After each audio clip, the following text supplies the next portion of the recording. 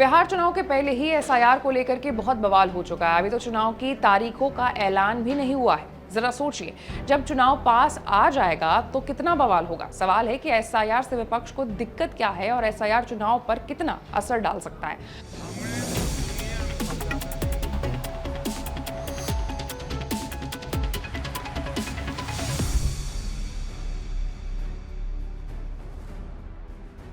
तो आज explain by ABP live में हम चर्चा इसी मुद्दे पर करेंगे। नमस्कार, मैं हूं आपके साथ आशीष सिंह आनंद।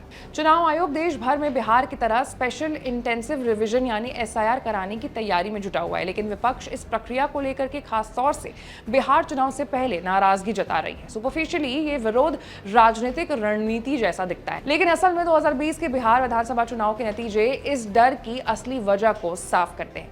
विपक्षी दलों को आशंका है कि मतदाता सूची में संशोधन से उन सीटों पर बड़ा असर पड़ सकता है जहां बेहद कम अंतर से हार जीत हुई थी। साल 2020 के चुनाव में नालंदा जिले की हिलसा विधानसभा सीट ने पूरे देश का ध्यान अपने ओर खींचा था। इस सीट पर जेडीयू उम्मीदवार कृष्ण मुरारी शरण उर्फ प्रेम मुखिया और आरजेडी प्रत्याशी शक्ति सिंह यादव दोनों को ही 37.35% वोट मिले थे, लेकिन गिनती के लिहाज से प्रेम मुखिया 12 वोटों से जीते थे। उन्हें 61,848 वोट मिले, जबकि यादव को 61,836 वोट हासिल हुए थे। नतीजा इस बात का प्रतीक था कि कितनी मामूली बढ़त भी सत्ता का जो समीकरण है वो बदल सकती है। एसोसिएशन ऑफ डेमोक्रेटिक रिफॉर्म यानी एडीआर के मुताबिक पिछली बार बिहार में 52 सीटों पर जीत हार का फैसला 5,000 से कम मतों से हुआ था। इनमें से 35 सीटों पर तो अंतर 3,000 से भी कम था या फिर 1% रहा था। यही कारण है कि आरजेडी नेता तेजस्वी यादव ने हाल में ही चेतावनी दी कि अगर मतदाता सूची में 1% वोटर्स का भी नाम कट गया तो इन 35 सीटों पर परिणाम पूरी तरीके से बदल सकते हैं। यही डर विपक्ष को इतना परेशान कर रहा है कि चुनाव बहिष्कार तक की धमकी दी जा चुकी है। बिहार विधानसभा की 243 सीटों में कई पर मार्जिन बेहद कम रहा है। 3 सीटें ऐसी थी जहां अंतर 200 से भी कम था। 4 सीटों पर तो यह अंतर 500 से भी नीचे था। वहीं कई सीटों पर 1000 से 3000 के बीच का अंतर देखने को मिला।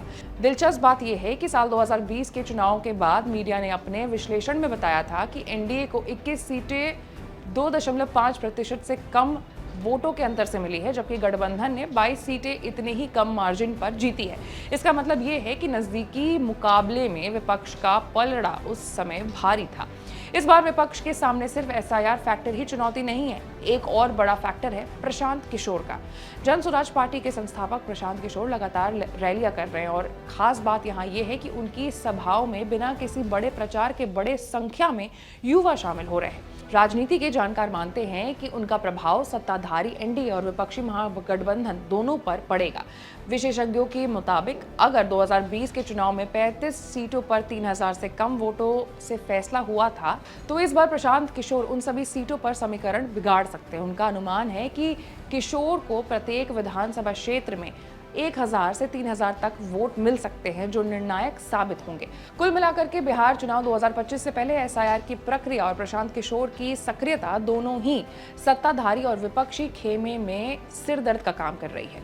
विपक्ष को डर है कि मतदाता सूची में बदलाव और नए खिलाड़ी के एंट्री से उनकी चुनावी जमीन कहीं खिसक ना जाए। वहीं सत्ताधारी गठबंधन को ये भी समझना होगा कि मामूली मार्जिन वाली सीटें भविष्य में निर्णायक भूमिका निभा सकती है। खबर जो भी होगी वो आप तक जरूर पहुंचेगी, लेकिन उसके लिए आपको हमारे चैनल को लाइक, सब्सक्राइब और शेयर करना होगा। मैं थी आपके साथ आशीष सिंह आनंद।